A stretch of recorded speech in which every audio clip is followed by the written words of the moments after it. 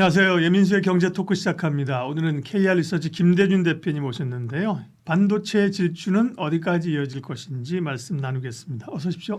네, 안녕하십니까. 네, 뭐 삼성전자 하이닉스를 필두로 코스피가 4천을 이제 향해서 가고 있는 흐름들입니다.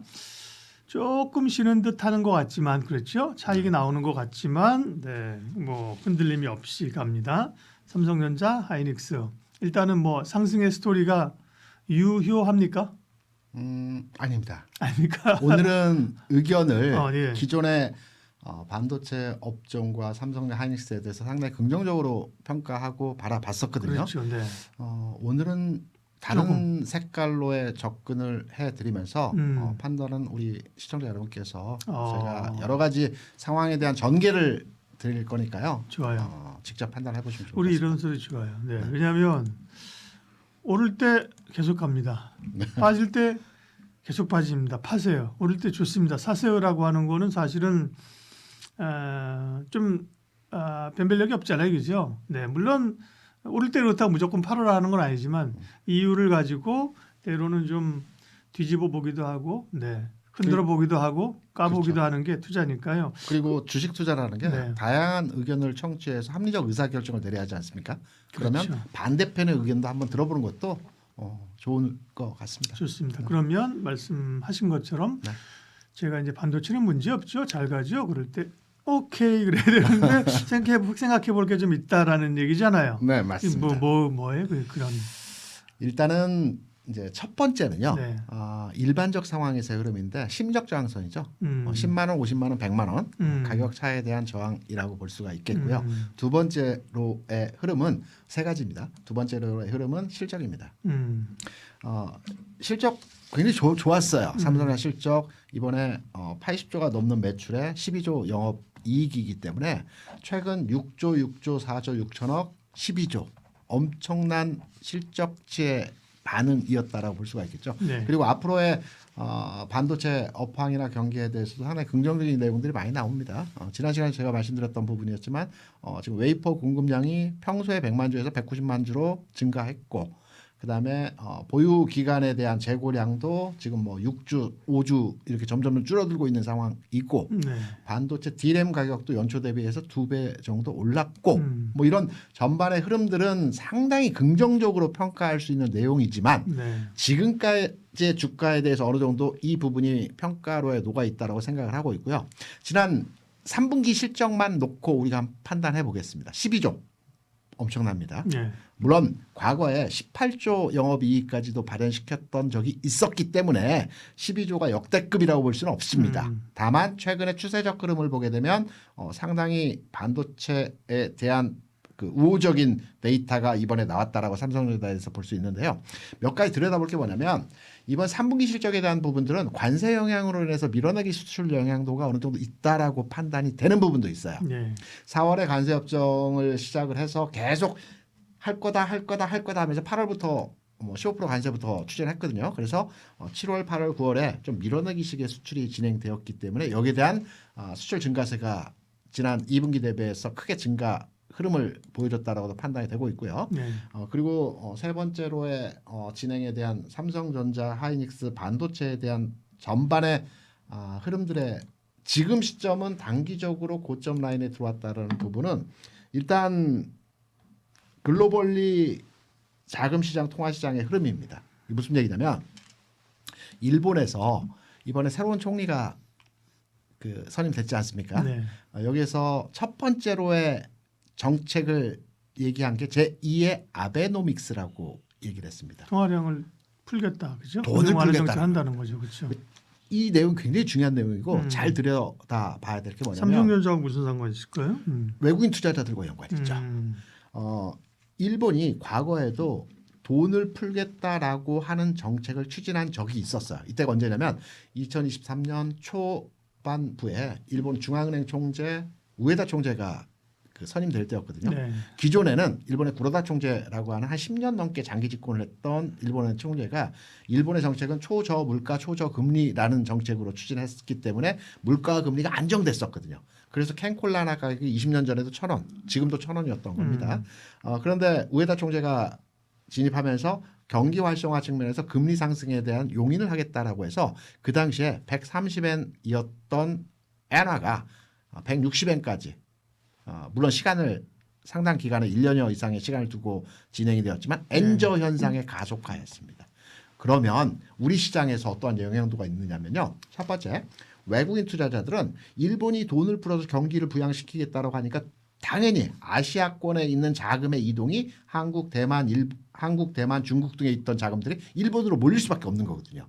그리고 엔저에 따른 국내 원달러 환율도 상승 흐름으로 진행될 수밖에 없습니다. 연동하기 때문에. 그러면 이 두 가지 맥락점에서 판단해 보게 되면 외국인 투자자들이 국내 시장에 대한 매력도가 감소할 수밖에 없는 상황이고요. 그렇게 되면 외국인 투자자들 가장 선호하는 종목이라고 볼 수 있는 삼성전자에 대해서도 기존과 같이 매수 강도를 강화하는 형태로의 진행이 좀 어렵지 않겠느냐라는 측면에서의 판단을 해보게 되면 반도체 전체적인 업종과 삼성전자 하이닉스에 대한 전체적인 주가 흐름에 대한 내용을 판단해 보게 될 때 심리적인 저항선 그리고 이번 수출 실적 데이터 측면에서 3분기는 관세 영향에 따른 밀어내기 수출에 대한 양이 어느 정도 진행이 되었던 부분들 그리고 엔저 일본의 아베노믹스 제2의 기획한 재정정책 확장 정책을 통해서 자금의 이동 경로에 따른 해당 종목에 좀 매력이 떨어지는 구간에서 흐름이 나타날 수 있기 때문에 지금부터는 고점에 대한 평가로의 진행을 해야 되지 않나 이렇게 생각합니다. 네. 그러니까 뭐 마냥 좋아 보이죠, 그지? 좋을 때는요. 그렇죠.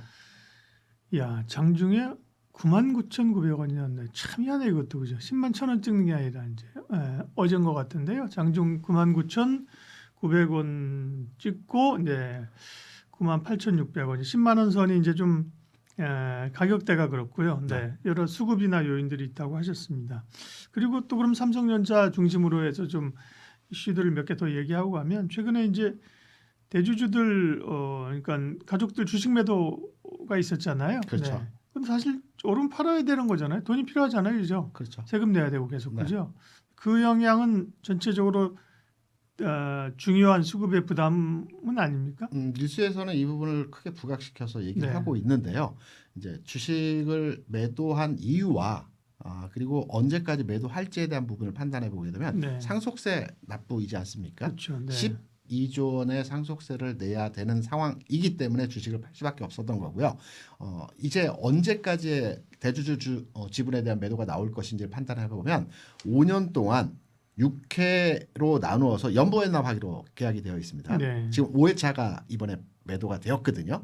그러면 한 번 정도 남아 있습니다. 마지막으로 한 번 정도 매도가 진행되어지면 12조에 대한 상속세 어마어마합니다. 12조 상속세가 다 추가 납부가 가능하기 때문에 이제 대주주 매도에 대한 부담 초기에는 이 부분이 시장에 영향들을 많이 줬던 적이 있었습니다. 한 2년 전, 3년 전에.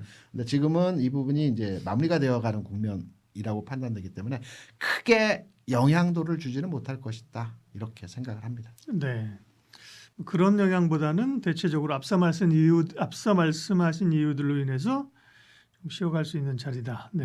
그러면 삼성전자 얘기했으니까요. 하이닉스는 좀 이따 빼놓고 소부장들은 사실은 삼성전자 하이닉스가 먼저 가고 사실 정확히는 뭐 하이닉스가 먼저 갔죠, 그죠? 그렇죠. 삼성전자가 키 맞추기 해서 가면서 시속 게임하면서 가고 나서 좀처럼 움직이지 못하던 이제 소부장들도 그 온기를 받아서 그죠?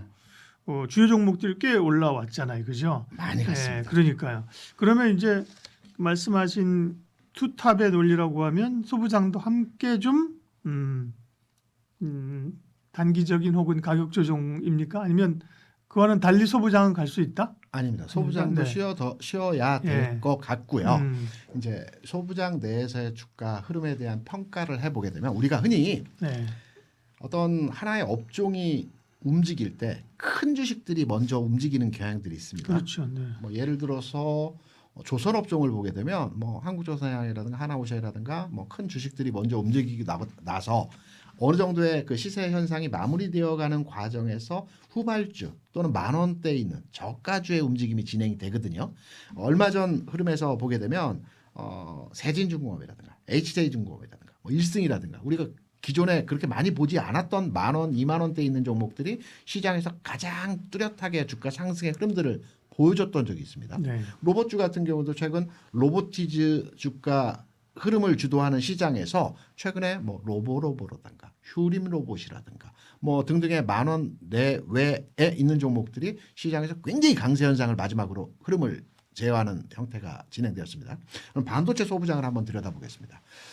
어제 오늘 그제 최근에 강했던 반도체 소부장 내에서의 종목들을 주요하게 판단해 보면 네페스야크, AP 시스템 그리고 몇몇의 그 강했던 종목들의 흐름들을 보게 되면 대부분 10,000원 또는 20,000원 아래권에 있는 종목들이 굉장히 시세 흐름에서의 모습을 네. 탄력적으로 보여줬습니다. 움직이 좋은 그런 그죠 사이즈의 종목들이. 그렇죠. 시세가 안 봤다가 마지막 구간, 저는 개인적으로 마지막 구간이라고 생각합니다. 마지막 구간에서 저가권에 있던 종목들. 네. 저가권에 있다라는 거 실적이라든가 시세 집중화 현상이 약했다라고 볼 수가 있거든요. 이런 종목으로 시세에 돈이 몰리면서 네. 주가의 강한 흐름에서의 모습을 보여줬다는 예. 측면을 보게 되면 소부장 내에서의 전체적인 흐름을 봤을 때 뭐 많이 올라서 부담스럽다 또는 뭐 외국인 매수, 기관 매수 등등등등 조건에 대한 부분을 판단하기보다는 네. 전체적으로 순환매성 차원에서의 한 바퀴 순환이 다 그렇죠. 되어졌다라는 측면을 보게 되면 예.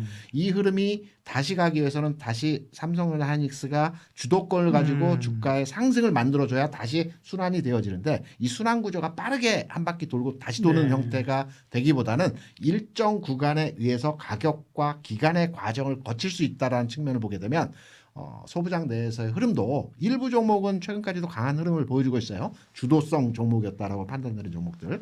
하지만 이들 종목들도 마찬가지로 지금 현재 수준에서의 가격권이 고점이 아닐까 이렇게 생각을 합니다. 사실은 투자는 이제 사람 인간의 심리가 그래요. 오르면 사고 싶고 그죠. 그럼요. 예, 오를 때 사고 싶죠, 그죠. 저도 막 그렇죠. 빠지는데 이제 주식 살 때다 어려워요, 그죠. 떨어지면 팔고 싶은 인간의 심정이긴 한데 그러나 이제 반도체를 봤을 때 삼성전자 그리고 소부장들도 뭔가 이제 그 잠시 끝났다는 표현이 이제 반도체 이제 끝이야. 이제 시세 없어. 이게 아니고 그죠. 네. 아니고 뭔가 큰 한 번의 어떤 사이클의 트렌드가 좀 종결 짓고 네. 다시 그런 개념이죠. 그런 개념이고요. 네네. 거기에 덧붙여서 한 말씀 더 예. 드리면 반도체는 사이클 산업이라고 많이 얘기하지 사이클 않습니까? 산업이죠. 예. 그리고 3년 주기 내외로 반도체의 시세 형성이 만들어집니다. 2018년도에 굉장히 강했고요. 네. 2021년도, 22년도 굉장히 강했고요. 지금 25년도 흐름에서 강한 흐름입니다. 그러면 2018년도에 강했던 흐름의 이슈가 있었어요. 그냥 반도체 업황이 좋아서 업황은 그냥 좋은 게 아니거든요. 이유가 있어야 결론이 있는 거거든요. 2018년도에는 미국 행정부에서 그 보유한 PC 연한이 다 돼서 행정부 전체적으로 PC를 다 교체하는 시즌이 있었습니다. 그래서 이때 D램 수요가 급증하면서 수요 공급에서의 체계가 바뀌면서 D램 가격이 올랐고 하이닉스 중심으로 해서 주가가 많이 올라갔어요. 2018년도에. 그래서 반도체 그 사이클 중에서 그 호황산업에서의 사이클이었습니다. 21년도, 22년도 요 쯤에는 뭐 여러 가지 이슈가 있었지만 중국의 데이터 센터를 대규모로 짓는 구간이었고 중국에서 휴대폰 보급률이 확장되는 구간이었습니다. 그래서 D램에 대한 수요가 확장되는 흐름이었거든요. 지금 또 AI라는 뭐 그보다 더 어떻게 보면 명백한 이유가 있잖아요. AI 수요에 대한 기대치로의 주가가 움직이는데요. 실제 AI에 대한 D램에 대한 수요가 이전에 그 수요 대비해서 아직은 그렇게 크지 그러니까 한정적인 부분에 대한 AI 수요가 증가해서 반도체에 대한 부분들이 평가를 받고 있지만 네. 이 부분이 그럼 지난해에는 왜 안 받았을까요? AI는 지난해 초부터 움직였는데요. 아니 근데 이제 투자가 지금 이제 또 막 추가적으로 이루어지는 거잖아요. 네. 그래서 AI 수요도 일부 상승에 대한 부분으로 네. 판단할 수 있겠지만 기본적으로 사이클로 보신다. 사이클로 봤을 때는 네. AI 한 대목만 가지고 우리가 판단할 수 있는 네. 내용이라기보다는 어떠한 이벤트적 성격에서의 예. D램 사이클에서의 흐름이 나올 만한 이슈가 아직 AI 말고는 현재 없기 때문에 추가적인 상승 견인차로의 판단을 해보게 될 때는 다음 흐름에서의 반도체가 움직일 때는 다른 어떤 그 상승 동력이 될 수 있는 왜냐하면 2018년도에 미 행정부 PC 교체가 있었기 때문에 주기가 사용 연한이 이제 거의 다 됐죠. 네. 그럼 이런 내용이 될 수도 있고 중국이 동수서산 정책이라고 해서 동쪽에 있는 데이터 센터를 서쪽으로 옮긴다라는 정책이 지금 현재 진행이 되고 있기 때문에 여기에 대한 데이터 수요에 D램 수요가 나타날 수도 있고 뭐 여러 가지 이유는 나올 수가 있습니다. 하지만 AI 하나만으로 반도체 업황에 대한 네. 앞으로의 전망치가 굉장히 장밋빛이다라고 판단하기는 조금 작은, 크지 않은 이런 이슈가 아닐까라고 생각합니다. 개인적으로. 반도체는 뭐 지금 주도주 가운데 주도주이고요. 네, 주도주는 좀 쉬었다가 또 가는 게 주도주이고 그런 의구심은 없는 것이 아닌가 싶어서 이제 김대중 대표님 반도체가 이제 좀 고점에 왔다는 얘기를 할 때 네. 제가 마치 끝난 것처럼 얘기를 했다가 이제 뒷감당이 안 될까봐 그래서 제가 그건 아니죠라고 여쭤봤는데 사실은 그죠. 네. 단순히 그냥 올라서 쉬었다 다시 가기 위한 에너지를 응집하는 그런 단계라기보다는 그죠. 네. 기본적인 사이클 순환에 있어서의 그 사이클에 소위 이제 좀 그 윗단에 왔다 그죠. 네. 이렇게 보신 거네요. 그죠. 맞습니다. 네. 그러니까 뭐 보죠. 뭐 사실 어떻게 될지 모르는 거고. 네. 사실 소수 의견입니다. 그죠. 대부분 맞습니다. 사람들은 이제 반도체의 슈퍼 사이클이 와서 굉장히 확장되고 네. 올해가 2025년이잖아요. 6년, 7년까지 열려 있다 이렇게 보는 사람들이 많단 말이에요. 그 슈퍼 사이클에서 약간 반문인데 네. 조선업에 대해서는 슈퍼 사이클이 맞습니다. 예. 왜냐하면 10년 사이클로의 상승 기조가 유지되기 때문에. 네. 근데 반도체는 한 2년 정도 상승 사이클이 진행되거든요. 여기에 슈퍼를 붙인다는 건 조금 어불성설이요. 네, 이지 그래요. 않을까라고 생각이 들기 때문에. 그렇군요. 네.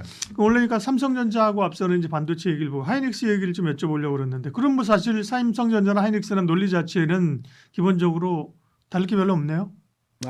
하이닉스는 또 다른 관점으로 접근이 그래요? 가능합니다. 예. 우리가 하이닉스의 주가를 예상하고 판단할 때 엔비디아를 빼놓고 얘기할 수가 없어요. 네. 엔비디아의 대등에서 하이닉스의 주가 그렇죠. 상황을 판단하는데 AI 수요가 시작점이라고 판단할 수 있는 오픈AI가 그 출시가 됐을 때가 2024년 초였습니다. 엔비디아 주가도 이때부터 주가가 상승으로 진행되는 네. 시점이었거든요. 이때 엔비디아의 주가가 50불, 60불이었습니다. 지금 뭐 200불 근처 찍고 180 초반에 있는데 그러면 우리가 통상적으로 계상을 해서 한 3.5배 뭐 주가의 상승이 나타났다고 계상할 수 있어요. 그럼 하이닉스를 딱 여기에 치환해서 가격의 변화에 대해서 한번 판단을 해볼게요. 제가 대략적인 가격이기 때문에 아주 정밀하게 가격을 판단하신 분은 한번 데이터를 한번 확인하시면 될 것 같습니다. 2024년 초에 삼성 하이닉스의 주가 흐름은 13만 원, 뭐 14만 원, 뭐 여기 왔다 갔다 15만 원이 안 됐습니다. 아래권에서 흐름이었습니다. 그러면 3.5배를 여기 계상을 하게 되면 40 한 7, 8, 9만 원, 50만 원 언저리가 됩니다. 그러면 가격 차의 흐름. 그동안 하이닉스가 저평가라는 얘기가 굉장히 많았어요. 그렇죠. 그럼에도 불구하고 하이닉스에 대한 그 정확한 저평가 이유에 대해서 상승하지 못하는 이유에 대해서 명확하게 내놓을 수 있는 그 내용들이 없었는데 저는 상승치에 대한 부분에 엔비디아가 대등한 가격 차의 형성이 되었기 때문에 네. 이제 어느 정도의 그 가격 수준에서의 단기 1차적인 상승 흐름이 진행되었다고 보고 있고요. 여기 엔비디아 주가가 200불을 넘어서서 새로운 차원의 가격 차를 만들어내게 되면 또 여기에 뒷서거니 따라갈 의미 앞서거니 있지만, 이런 흐름들이 나타날 수 있고요. 두 번째로는 이제 하이닉스의 매출과 영업이익에 대한 부분들입니다. 네. 삼성전자는 좀 다릅니다. 제가 아까 86조에 12조가 역대 최고치 나이지만 증가할 수 있는 추세적 선상에서의 진행 단계에 있다. 여기에는 뭐 여러 가지 파운드리 쪽이라든가 또 AP 관련한 내용이라든가 이런 예. 다른 부수적인 내용들이 있습니다. 하이닉스 같은 경우는 지금 현재 엔비디아 향 매출이 절대적이죠. 지난해에는 뭐 한 20% 됐지만 올해는 한 40% 이상 전체 매출에서의 엔비디아 쪽에서의 수급 구조 매출이 진행이 되어지는 것 같아요. 그런데 하이닉스의 매출과 이익단에서 규모를 보게 되면 이번에 발표되는 내용이 뭐 역대급일 것 같아요. 지난 분기에 대략으로 22조 그리고 24조, 26조 예상치로의 진행이 되어지고 있는데 매출의 규모 자체가 이제 한계 효용점에 딱 거의 도달해서 이익과 매출이 1년 전에 대비해서 상승률 자체가 지금 약간 우상향 형태로 한계 효용점에 도달했다라고 판단이 되고 있거든요. 그래서 HBM 같은 경우도 삼성전자가 이제 뛰어들었고 마이크론도 여기에 대해서 아주 공격적인 그 포지션을 차지하는 형태로 진행이 되고 있고 하이닉스의 매출 자체 흐름은 1년 전 대비해서 크게 성장하고는 있으나 앞으로의 성장성을 감안해 보게 되면 그 각도 자체가 이전과는 좀 다른 흐름에서의 모습이 나타날 수 있기 때문에 하이닉스의 주가 상황도 50만 원 전후로 한 가격이 단기 고점에서의 상황이 되지 않을까 이렇게 판단합니다. 네. 그러면 저도 좀 당혹스러워가지고 아니 누군들 사실 근데 이제 전문가나 투자자 이제 어려운 게 네. 좋은 장에 좋다고 해서 올라가는 게 좋지 그죠? 그럼요. 좋은 장에 다른 의견을 소수 의견을 낸다는 게 사실 쉽지 않아요. 왜냐하면 장을 누구도 100%못 맞추거든요, 그죠? 네. 또 올라가게 되면 계속 가는구만 이럴 수 있고 그죠? 만약 떨어지는 걸 맞추잖아요. 그랬더라도 야 그분의 시각 때문에 내가 그걸 정말 대처 잘하고 정말 좋은 비유 이렇게 얘기한 것보다 좀 조심스러워 떨어지는 걸 맞추잖아요. 네. 당신 때문에 떨어졌잖아. 맞습니다. 예? 많이 들어봤습니다. 그 이런다니까요. 네. 근데 어쨌든 간에 여러 말씀하신 것처럼 여러 시각을 듣는 게 중요하고 네. 그러면 반도체에 대한 투자 의견을 지금 소위 뭐 그 스트롱 내지는 뭐 바이가 아닐 수 있다는 건데 그죠? 그러면 네. 근데 문제는 반도체가 여기서 멈추면 그죠? 네. 반도체가 멈추면 이제 지수도 밀리는 거 아니에요? 다른 각도입니다. 다른 것도. 네. 네. 이게 이제 여기가 제일 중요한 네네네. 포인트거든요. 포인트를 얘기하고 있어요. 네. 지금 이제 거의 지수가 4,000포인트 도달했지 않습니까? 예. 저는 내년도까지 해서 5,000포인트를 간다라고 생각을 합니다. 이유는 뭐 시장에서 얘기하는 4,000, 5,000 이런 개념의 정리가 아니고요. 글로벌리 증시 상황에서의 정상화 시장으로 국내 시장이 들어왔다라고 판단을 하고 있거든요. 그러면 우리 시장에서의 정상화 수준에서의 종합주가 지수는 어느 정도 수준이냐를 판단해 보면 5,000포인트가 딱 정확한 위치입니다. 왜 그러한지를 말씀드리면 우리 시장이 저평가라는 얘기를 많이 들으셨을 겁니다. 네. 저평가의 주요 요인은 우리가 이제 시장을 놓고 한번 기간적으로 한번 말씀을 드려볼게요. 코로나 이후에 전 세계 글로벌 시장에서의 흐름들은 다 고점을 돌파하면서 강세 현상을 모습을 보여줬어요. 우리나라 마찬가지였죠. 이때의 고점이 3,300포인트입니다. 그리고 나서 우리나라를 제외하고 일본, 미국, 대만, 독일 전체 시장에서의 흐름들은 다 24년도 1월 전후로 해서 이 팬데믹 이후의 고점을 다 돌파했습니다. 그리고 이 팬데믹 이후의 고점을 돌파한 지수에서 50% 정도의 추가 상승이 있었어요. 숫자적으로 말씀드리면 나스닥 100 기준으로 해서 16,500에서 25,000원까지 상승을 했고요. 네. 그리고 니케이 같은 경우는 31,000에서 49,000까지. 그러니까 고점 돌파한 지수부터의 상승 구간입니다. 대만 가권도 18,000에서 27,000까지 움직임이 나타났고 독일 같은 경우에도 16,000에서 24,000까지 나타났어요. 그러면 우리 시장은 지난번 고점 21년도 고점이 3,316포인트입니다. 그러면 얼마 전에 9월장에서 3,300포인트를 돌파했거든요. 여기가 출발점입니다. 그럼 여기에서 50% 그러니까 정상화 해외 시장과 어깨를 겨룰 수 있는 해외 시장과의 지수적 측면을 50%의 상승을 여기에 대입하면 5,000포인트가 나옵니다. 그러면 우리 박사님께서 말씀하신 대로 삼성전자가 안 가는데 5,000포인트를 어떻게 가? 네. 시장의 색깔이 바뀐다라는 거죠. 그러니까 물론 삼성전자가 계속 빠져서 안 간다라는 측면이 아니고요. 삼성전자가 쉬어줄 때 어떠한 특정 섹터가 지수를 받쳐주면 현재의 지수에서 유지가 되고 삼성전자가 그렇죠. 충분히 쉬어준 다음에 다시 삼성전자가 가면 지수를 끌어올릴 수 있는 역할을 할 수 있거든요. 여기에 힌트는 뭐냐면 앞서 우리가 코너에서 잠깐 말씀드린 시장에서 가치주 섹터의 흐름들이 시장의 전면에 부각이 된다라는 측면에서의 말씀들을 몇 가지 드렸어요. 일본 시장을 거론해서 말씀드렸고 돈이 일본으로 몰리는 과정에서 일본에서 대표적인 가치주인 시장은 조정받았지만 도요타 자동차 같은 경우는 굉장히 강세예요. 해외 자금들이 일본 주식을 살 때 가치주를 많이 사거든요. 워렌 버핏이 상사주를 사듯이 우리 시장에서도 철강, 조선, 건설, 자동차, 유통, 석유화학 이 가치주 섹터들이 반도체가 쉬어갈 때 네. 지수를 받쳐주는 역할을 할 거라고 판단을 하고 있어요. 그런 맥락점에서 최근에 석유화학 업종에서의 LG화학과 뭐 대한유화라든가 롯데케미칼이라든가 이런 종목들이 주가 움직임에서 받아주는 형태고요. 자동차 업종이 최근에 강했고요. 그리고 백화점 업종들도 최근에 움직임이 심상치 않고요. 여기에 조선업종도 최근에 움직임이 진행되고 있어요. 이런 가치 섹터가 받쳐주면서 지수를 버텨주고요. 반도체는 여기서 조정받고요. 이런 형태로의 시장이 어느 정도 충격 완화가 된 이후에 내년도에 반도체가 다시 움직일 때 5,000포인트를 갈 수 있다. 이런 근거로의 시장의 색깔이 바뀐다. 판이 바뀐다. 패션이 바뀐다라는 측면으로 5,000포인트에 대한 가능성을 보고 있다라고 말씀드립니다. 네.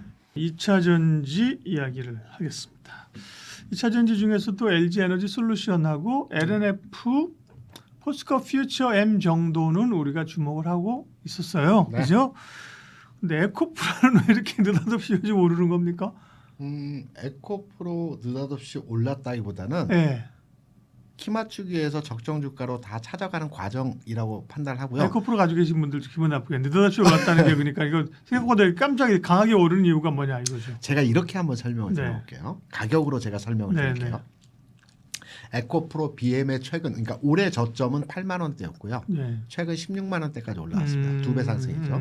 LNF 많이 올라갔다고 말씀하시지만 네. LNF 최근 주가의 저점은 4만 원 초반이었고 5만 원대였고 10만 원, 11만 원까지 오긴 했지만 예. 더블이 올라왔어요. 포스코 퓨처엠 저점이 10만 원입니다. 20만 원 왔죠. 더블입니다.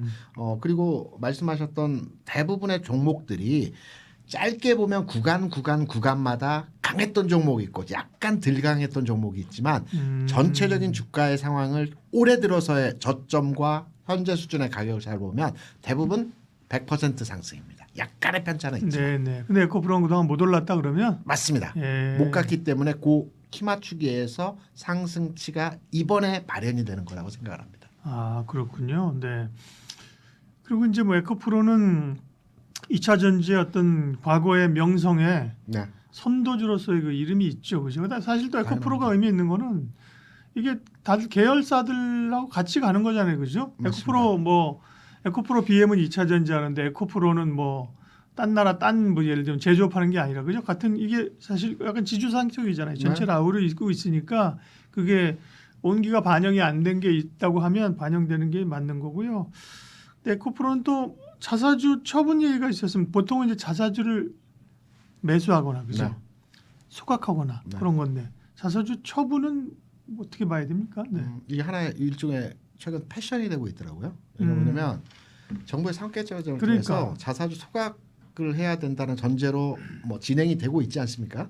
그러다 보니까 이제 성과 보수 연동해서 돈을 기존에 지급하던 것을 자사주로 주는 기업들이 최근에 많이 나오고 있어요. 그러니까, 네. 에코프로 그룹만 그런 게 아니고요. 삼성전자도 삼성전자도 이 얘기가 그렇죠. 나오고 그렇죠. 카카오 그룹도 이 얘기가 맞아요. 나오고 네. 있습니다. 그래서 이건 하나의 패션 경향으로 진행되는 부분이다라고 해석이 되고 있고 이 자사주를 성과급으로 지급했던 게 이번이 처음이 아니고 지난해에도 진행했던 부분들이 있었거든요. 그러니까 아주 이번 들어서 이게 센세이션한 이슈화되고 주가 부담이 될 것 네. 같다라는 측면보다는 일상적으로 나타나는 현상 중에서 하나이다. 그리고 회사가 정책적으로 뭐 여러 가지 비용을 줄이는 과정에서의 흐름이다. 예. 이렇게 생각합니다. 알겠습니다. 그러면 이제 2차 전지 전반적인 얘기를 좀 하도록 하겠습니다. 네. 앞전에 2차 전지가 꽤 바닥에서 이거 그냥 기술적 반등이 아닌 네. 꽤 큰 상승인가라고 얘기할 정도로 꽤 많이 한번 올랐었다가 그죠? 네. 그다음에 사실 또 이제 조정이 꽤 있었잖아요, 그죠? 맞습니다. 조정이 있고 다시 보면 지금 말씀하신 것처럼 뭐 에코프로만 가는 게 아니고 2차 전지가 뭔가 좀 온기가 도는 느낌인데 이번에 상승은 그러면 어떤 근거와 함께 어떻게 전망하세요, 성격? 자, 2차전지 업종의 시점에 대해서 지난 에코프로 비행 같은 경우는 지난 8, 9만 원대에서 사야 된다라고 맞아요. 말씀드렸습니다. 네. 13만 원까지 갔었거든요. 네. 그리고 한 2달 쉬었죠. 그리고 지난 직전 방송에서 또 사야 된다라고 말씀드렸습니다. 이때 에코프로 BM 가격이 11만 원 수준이었습니다. 네. 그리고 이때 목표가도 함께 말씀을 드렸습니다. 음. 에코프로 BM 16만 원, 포스코 퓨처 20만 원. 지금 주가 그러네요. 딱 이 자리 왔거든요. 그래서 오늘 시간에는 2차전지 업종에 대한 투자 관점으로의 접근은 시간을 두고 기다려보자. 이렇게 말씀의 주제를 가지고 말씀을 드려볼까 합니다. 그러네요. 왜냐하면 지난번에 이미 말씀하신 거에 그거를 지금 반영하면서 주가가 그 수준까지 왔잖아요. 네. 그럼 이제 그 당시 다시 조금 복기를 해보면 그 당시에 그렇게 올라갈 걸 예측하셨던 것은 지금 뭐 2차 전지가 그렇다고 업황이 본업이 뭐 물론 EV가 좀 9월 지표인가 잘 펴졌다고는 나오긴 하는데 본격적으로 EV 시장이 다시 열리기 시작했고 그래 이거야 우리가 원하던 길이 그건 아니잖아요. 지금. 그럼요. 네.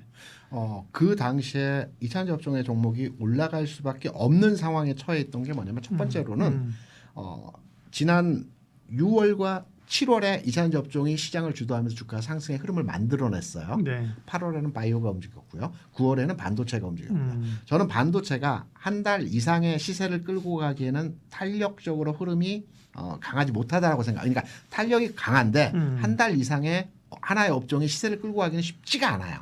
그래서 10월 중순까지의 반도체 흐름이 진행되었고 그럼 10월 중순 이후의 상황에서는 과연 어떠한 섹터가 움직일지를 판단해 보게 되면 지난 5월부터 개인 투자자들은 시장에 대해서 매도 일변도의 정책적 전환으로 진행이 되었었습니다. 그러면 개인들의 매수가 진행되는 섹터가 기존에 로봇이 먼저 움직였고요.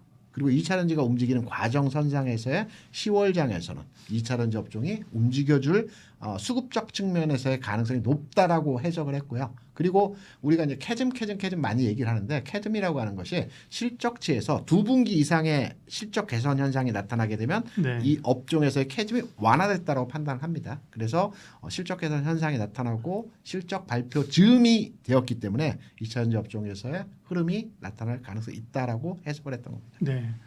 지난번에 이제 그 에코프로 BM하고 그때 LNF도 언급을 하셨었죠. 네, 포스코 퓨처를 포스코 퓨처. 많이 말씀드렸죠. 네네. 20만 원 목표가 예. 수준으로의 상승 그렇죠. 흐름이 에코프로 BM, 진행되고 포스코 퓨처. 그리고 제가 LNF 여쭤봤을 텐데 분명히 그러고 나서. LNF는 약간은 보수적으로 말씀드렸던 것 같습니다. 그렇군요. 탄력이. 그럼 LNF를 시장에서 좋게 보는 이유들과 최근의 흐름들은 LNF는 그럼 어떻게 보세요? 네.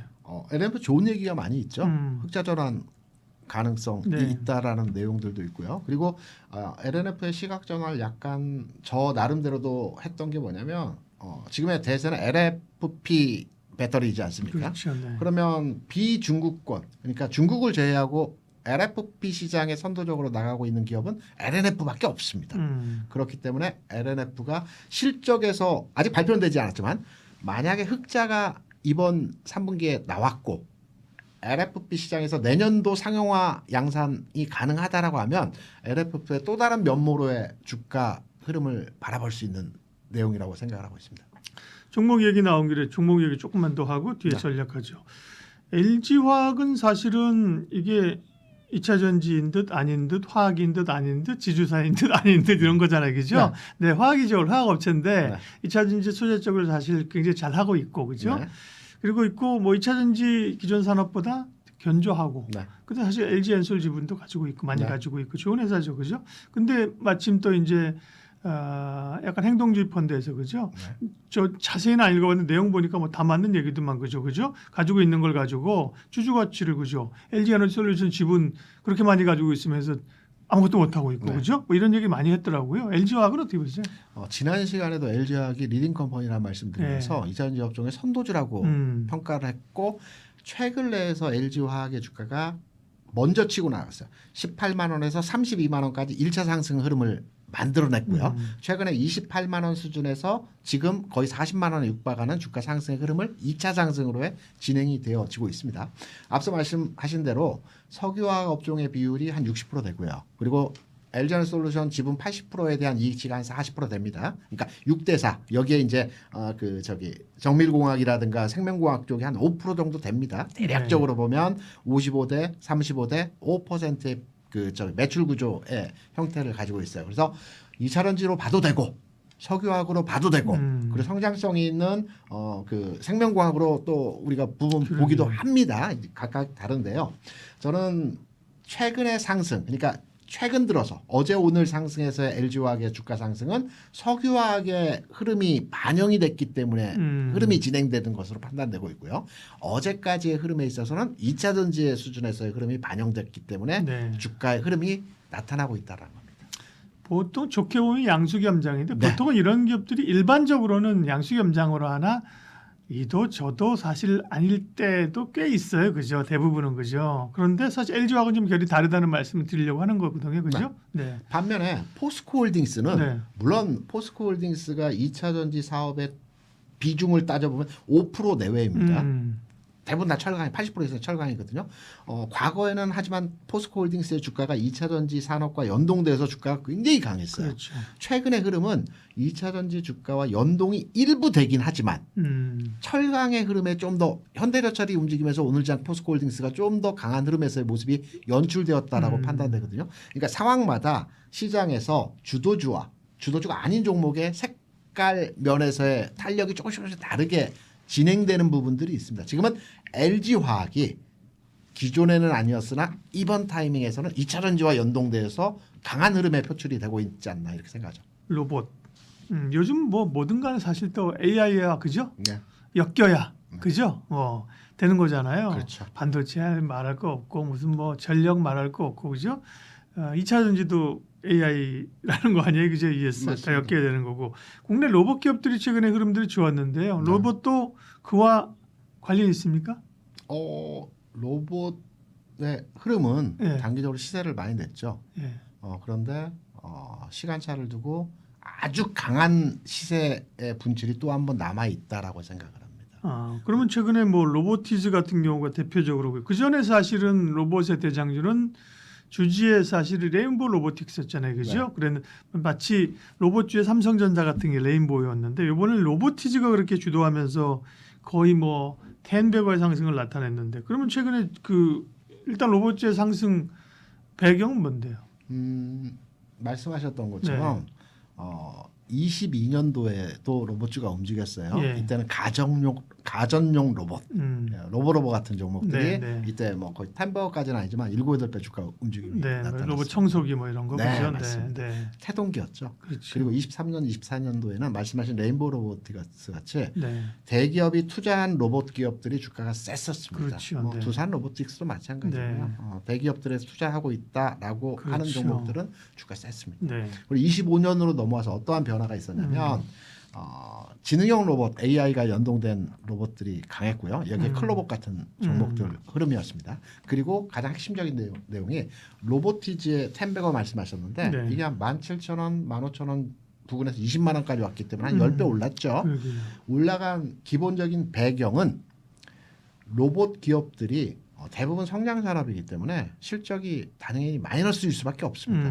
왜냐하면 현재 투자를 진행하고 연구 개발을 통해서 미래의 생산성 있는 가치를 구현하겠다라는 게 성장주의고 그렇죠. 그 대표적인 업종이 로봇주의거든요. 근데 로보티즈는 올해 1분기부터 흑자가 났습니다. 그러니까 무슨 말이냐면 성장주인데 미래 가치형의 내용인데 이게 흑자로 돌아 유일한 흑자 기업입니다. 우리가 알고 있는 두산 로보틱스도 그렇고요. 레인보우 로보틱스도 그렇고요. 대다수의 로봇 숫자가 잘 안 기업이 나오죠, 사실 그죠? 다 마이너스입니다. 거의 그러니까 100%는 아닐지언정 네, 네. 거의 다가 마이너스입니다. 그리고 네. 매출도 크지가 않아요. 큰 주식이라는 레인보우도 매출이 1년에 한 300억 정도 될 겁니다. 두산도 한 4, 500억 될 거고요. 로보티즈도 솔직히 매출 측면에서 한 4, 500억 정도밖에 안 되는 걸로 알고 있어요. 그러니까 이익 자체도 크지는 않죠. 하지만 이익이 나오고 있다라는 게 중요한 겁니다. 이 패턴이 앞으로의 진행 방향이지 않을까라고 생각을 합니다. 네. 그리고 사실은 초기에 최근에 노란봉 특법 이런 것 때문에 주목을 좀 받았잖아요, 그죠? 네. 그리고 이제 인력에 대한 수요 뭐 이런 것 때문에 있었는데 결국은 뭐 이제 노란봉 특법 시행되고 조금 과다는데 그것 때문에 사실 이렇게 오른 건 아니고 말씀하신 것처럼 그죠? 네. 전반적인 그 기대감, 자동화 AI에 대한 기대감 그리고 또 일부 숫자가 나오는 이런 쪽 얘기하셨습니다.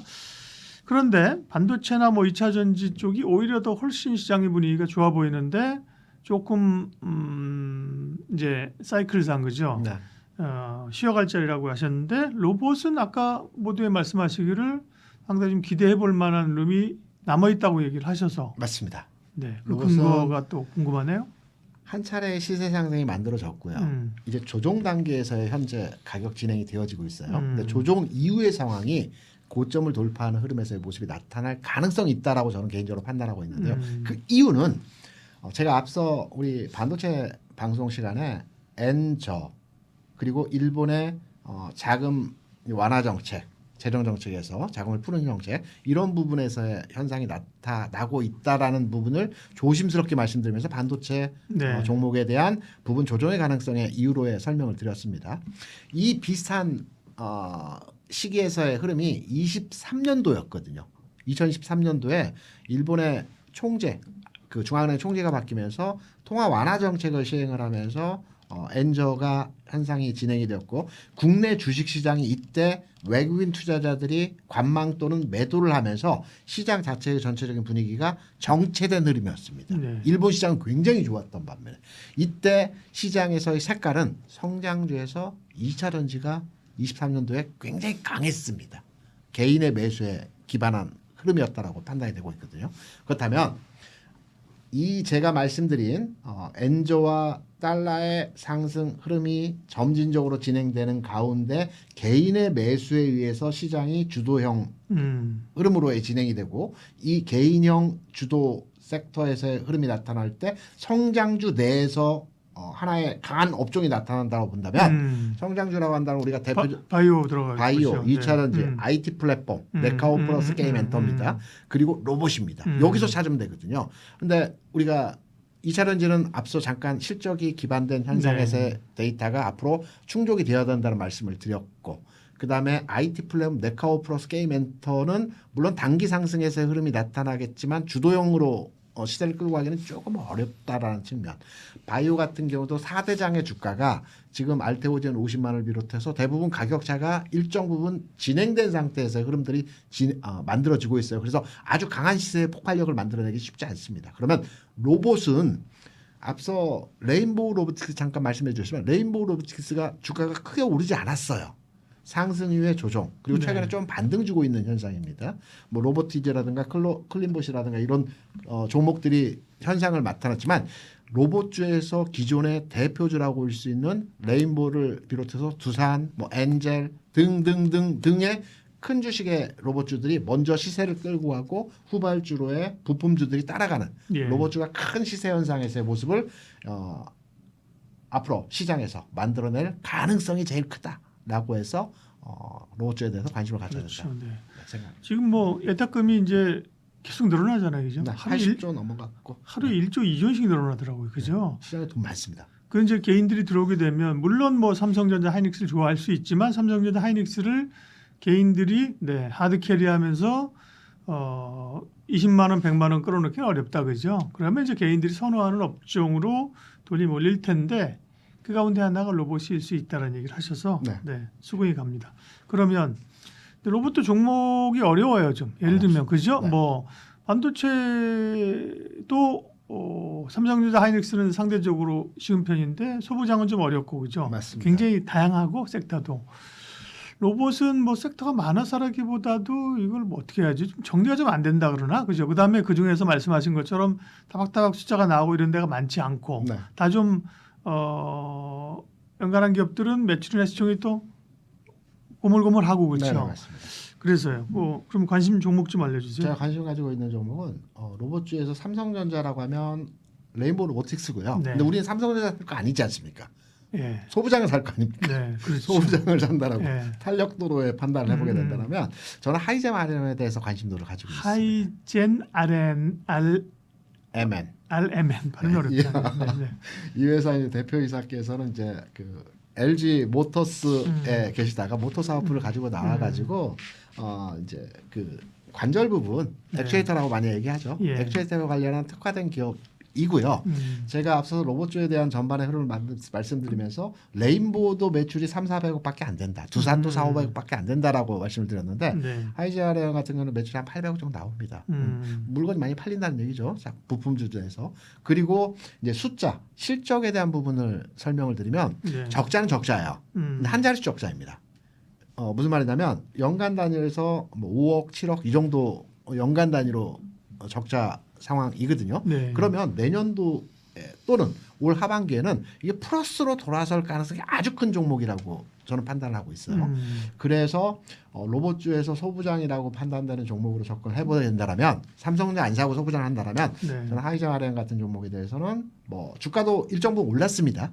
하지만 전체 큰 맥락점에서의 판단을 해보게 된다라면 중간 단계에서의 흐름이다라고 해서 관심 종목으로 판단을 하고 있습니다. 네, 제가 이제 아까 하이젠 RMM 왜 버벅거렸냐면 사실은 상장된 지가 아주 오래된 기업은 아니에요. 그러니까 그래서 최근에 그런데 뭐 그리 또 최근에 상장한 것도 2024년에 작년에 상장한 것 같아요, 그죠? 그러니까 작년 한 여름쯤 한 것 같은데 로봇이 이제 별로 관심이 없었으니까 하이젠 RNM 하고요. 한 종목만 얘기하고 끝나긴 또 좀 섭섭하잖아요. 없으면 안 해요. 네. 삼성전자와 소부장, 레인보우와 하이젠 RM 정도면 어떨까 생각합니다. 그럼 하이젠 RNM은 아까 말씀하신 게 그 분야가 약간 그 액추에이터 그러니까 네. 모터에 특화된 사업을 하고 있고요. 네. LG 모터스에 있던 분이 그 사업부를 가져와서 우리가 엘리베이터 하면 오티스 많이 얘기하지 그렇죠. 않습니까? 네, 네. 오티스의 핵심 부품 그 사업부를 가져와서 합쳐서 만든 회사거든요. 네. 네, 그래서 모터 그러니까 우리가 제일 로봇에서 중요하다라고 한 80개 정도가 들어가는 부분 관절의 이 모터 부분에 옛날 아주 명주로 SPG 그런 거 얘기하지 않았나? 그런 쪽으로? 비슷한 그러니까 거의 같은 네, 업종입니다. 근데 네. 하이젠하면 좀 더 특화된 형태로의 진행이 되고 있다라고 생각되기 때문에 모터와 관련 액추에이터와 관련된 특화 기업이다. 로봇에 대해서. 네, 하이젠 RNM이었고요. 네, 마지막으로 이 질문을. 그러니까 지금 뭔가 이제 행복한 고민 그러나 괴로운 고민이 반도체에 너무 쏠리면서 그죠? 네. 반도체 없는 사람들이 괴로운 장이었다. 근데 지금 다행히 주변으로 확산이 되고 있고 로봇도 그 가운데 하나로 기대할 수 있는 업종이긴 하나 모든 거 다 팔고 로봇으로 가기에는 그렇죠. 그러니까 전체적인 로봇 투자를 한다고 하면 전체 비중 중에서 그죠. 네. 저는 그러니까 반도체를 위시한 대형주가 50% 가져가야 된다고 보고 있고요. 이제 시점마다 종목은 좀 달라질 수 있겠죠. 그리고 성장 섹터가 30% 가져가야 된다고 보고 있습니다. 성장 섹터 내에서는 로봇이 일부 포지션을 차지할 수도 있고 바이오가 차지할 수도 있고 종목에 다르겠죠. 그리고 그 개별 선호주가 한 20%로 개별주로 진행을 해야 된다고 생각을 합니다. 5, 3, 2인데 그럼 로봇주에 대해서 얼마 정도의 투자를 해야 되느냐? 30% 내에서 네. 나는 공격적이다. 그러면 그러면 로봇으로 다 50%. 실어버리면 되는 거고요. 네, 따로 그렇죠. 네, 나는 조금은 안정 성향의 바이오와 로봇을 같이 양수겸장으로 가져가겠다. 그럼 15%가 될 거고. 그렇죠. 네. 최대 10% 이상은 가져가는 전략으로 대응하는 것이 어떠할까 생각합니다. 네. 예, 로봇도 그러니까요. 뭐 로봇 별로 관심 안 가졌는데 말씀하신 것처럼 뭐 투자자들이 꿈꾸는 게 10배거잖아요. 그죠? 네. 네. 10배 상승을 꿈꾸는데 예전에 예를 들면 뭐 이 의료 AI 할 때 루닛 그죠? 그런 네. 종목 그죠? 촥 10배 상승 나오는 거고 그죠? 우리가 4차 산업 얘기를 많이 하지 않습니까? 예. 4차 산업, 4차 산업인데 실제적으로 4차 산업 실체가 뭔지 정확히 말씀하시는 분들이 없더라고요. 네. 4차 산업은 사물 인터넷, 인공지능, 자율주행, 그다음 통신입니다. 이게 한꺼번에 다 포함된 게 로봇입니다. 그래서 테슬라를 비롯해서 우리나라 대기업들도 로봇 산업에 진출하는 게 4차 산업의 결정판이기 때문에 로봇 산업에 진출한다고 보고요. 조금 시기는 빠릅니다. 그런데 이게 이제 점차 무르익어가는 과정에 있지 않나라고 생각합니다. 네. 질문을 더 할까 말까. 생각난 게 있으니까 하나만 더 하죠. 네. 지금 말씀하셔서 끝내려고 그랬는데 네. 이 4차 산업혁명 시대에 이제 네. 로봇이 빠질 수 없다는 건데 네. 항상 그럴 때 근데 우리 로봇 기업 가운데 미안한 말이지만 두산 로보틱스부터 레인보우 로보틱스 포함한다고 해도 이게 글로벌 경쟁력이 있느냐. 그죠? 내수용 아니냐. 네. 이런 질문을 정확하십니다. 한다면 네. 네. 우리나라 로봇 위상이나 현재 예. 그 시장 그 마켓시어 정도의 흐름을 보게 되면 이제 휴머노이드 로봇은 아직 생산이 되지 않았기 때문에요. 예. 로봇 부품과 관련된 포지션을 얘기하자면 일본의 위낙이라는 기업이 전체 시장에서 한 18% 20%를 차지합니다. 우리나라 1등 그 부품 기업은 HD 현대 로보틱스가 제일 큰 기업입니다. 상장 전이죠. 아마 상장 할 수 있을 거예요. 이슈가 진행되면 또 로봇에 대한 네, 동기가 맞아요. 만드는 이게 전체 그 파이 글로벌리 파이가 한 3% 됩니다. 그러다 보니까 일본이 그러니까 중국이 원탑이고요. 중국 제외한 포지셔닝을 보면 우리나라 시장이 아직 그렇게 세계 시장에서 큰 규모를 차지하지 못하고 있는데 이 챌린지도 그러했지만 하나하나 확장해 가는 과정이겠죠. 염두에 두고 그렇죠? 네. 글로벌 투자를 하시는 분이라고 하면 그런 게 또 비중이 국내만 투자를 하시는 분들이야 사실은 뭐 국내 안에서의 그 상대적인 메리트 있으면 가는 거지 그죠? 네. 로봇 이야기까지 KR 리서치 김대준 대표님 함께했습니다. 고맙습니다. 네, 감사합니다.